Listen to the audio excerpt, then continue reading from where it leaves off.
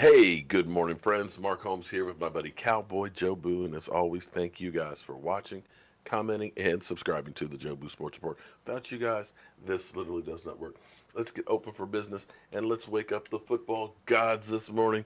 And I hope everybody's doing good. Hats off to everybody who came into our live stream last night. It's growing like crazy, having real discussions. And let me apologize for losing my cool a little bit. But I got to tell you, I'm just sick and tired of so many uneducated football fans out there. You know, there's nothing wrong with not knowing about everything about football because I don't know everything about football. Believe me, I played little league, high school, college football. I watch football. I study football. I am constantly every single day. And believe me, I've literally scratched the surface of it. But don't come in spouting off the top of your head like you know something when you're just taking something that you heard from somebody else that may or may not be a credible source or an expert or some crap that you hear from ESPN. Because understand, ESPN and NFL Network and also their goal is to make money by hook or by crook. And the narrative is the Dallas Cowboys are the biggest fan base and most passionate one out there. Go after those guys. Get people pissed off. Get people watch. Get people to click. And you repeat the same stupid crap over and over and over again. You know, I hear things like, well, I see all these passes that Dak Prescott misses. You know why you see passes that Dak Prescott misses? Because it's like he's the only quarterback out there they cover. They cover the Dallas Cowboys under, I mean, every day, every single day. They need to change the first take to first take Dallas Cowboys. Do you see them show the Jets quarterback on a daily basis? No. Tampa Bay's Jameis Winston? No. Arizona? They don't. They don't cover guys like they do the Dallas Cowboys. What you'll see is, oh, an incredible pass by Aaron Rodgers. And the reality is, pass per attempt last year, Aaron Rodgers, 7.4. Dak Prescott, 7.4. But you see everybody go through and critique over and over and over Dak Prescott's game. But they don't do that with everybody. So in your mind, you're seeing the negatives. You're not showing all the positives. And you see that so much that you think that that's all there is. This dink and dunk stuff, if you're talking about dink and dunk, you're wrong. The league average per pass is 7.2. Dak is 7.4, even with the slump that we had in the first half of the season. So don't come in here spouting off stupid stuff. If you want to go do that, believe me, there's plenty of YouTube channels you can go to. We're going to try and have real discussions. If you want to say, hey, here's where Dak needs to work on. Here are shortcomings and this, that, and the other. Here's things that I see that I think that we need to do better. Don't just come in and say, he's crap. Give me rational arguments because I went through and I said, give me reasons why Dak Prescott isn't it. And I go through 200 and some comments. There's really not a factual base one that's in it.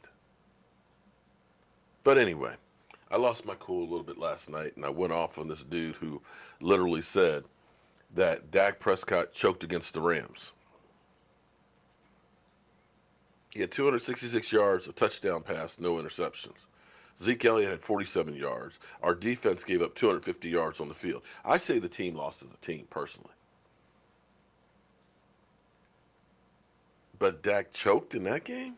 Come on, man. But anyway, in other news, Tyrone Crawford is being charged with a misdemeanor unlawful assembly from the bar incident in Florida. And Dallas Cowboy players, do me a favor. Just stay away from any bars in Florida. Just stay away from Florida. It just seems like bad things happen in Florida. Okay, so unlawful assembly, no big deal, maybe $100 fine, whatever, court case next month. The NFL has allegedly investigated that situation. We don't know if the NFL will come after Tyrone Crawford or anything else. But what's kind of amazing is we hear this the day after the Patriots owner, where the court has suppressed the video evidence.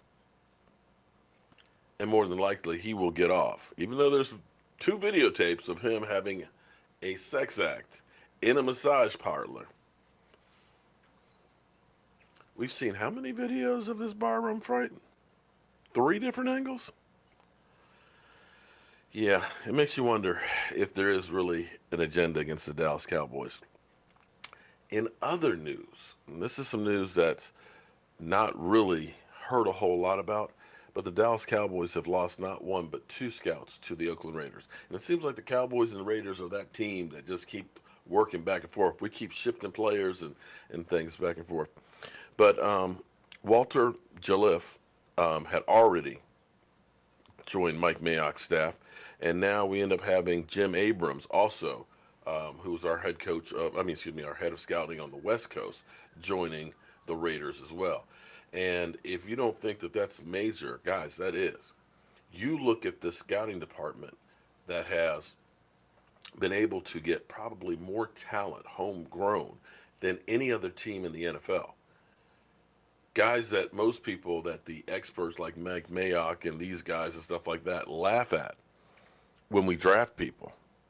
Think about this.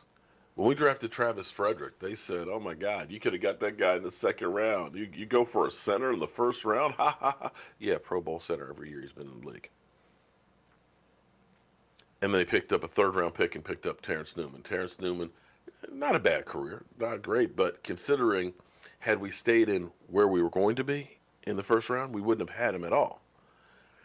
That's where the Cowboys have been able to make things that others haven't. Jalen Smith. Most people said he may never play again. Right now, arguably one of the best young linebackers in football. Leighton Vander Esch. We as fans, we all know, and I'll admit it, we weren't happy draft day. Leighton Vander Esch, ooh. When there's other guys on the board, could he be Bobby Carpenter? Those are all things that we said. Right now, you got the dynamic duo right there of linebackers. 2 guys that most people didn't think that much about. So when we bring in these rookies that we've drafted right now, I got high expectations because this staff does not miss very often. So hopefully they can find people to replace them. The biggest worry for me, and it has been for several years now, is Will McClay, the head of scouting, and I call him Shadow GM. Because without that guy, without the stability that the drafting and scouting department has done since about 2012, this Dallas Cowboys team would not exist. Gone are the days of Jerry Jones trading up and down and everything else and doing the maverick moves, which rarely worked, to now being pretty lights out when it comes to drafting. So that's where we stand this morning with everything. Thank you everybody for being here last night for the live stream. Some good news is it wasn't me. Was not me as far as the synchronization of the cameras. Apparently, when they did one of the updates, the software is a problem. So they sent another update to fix the bugs. So hopefully the bugs will take care of getting the cameras to synchronize and we won't have the issues that we have. Just bear with me. I'm trying something that's completely new to me, which is actually building a studio bit by bit, as well as learning actually how to run a studio. So there's going to be some growing pains with this, but that's why it's great that this is only May, and we've got until August to get this stuff together. So by then, we will have it all down pat, and I'm excited about the things we're going to be able to do. So as always, guys, thank you for watching, commenting, subscribing, and being part of the Joe Blue Sports Report. And if you get a chance, check out that video of interview with Philip Ebarb, Dak Prescott's uncle. it'll give you a big insight into Dak Prescott, his ability, and where he gets his roots and why he is the guy that he is actually really incredible for me. But I'll see you guys soon.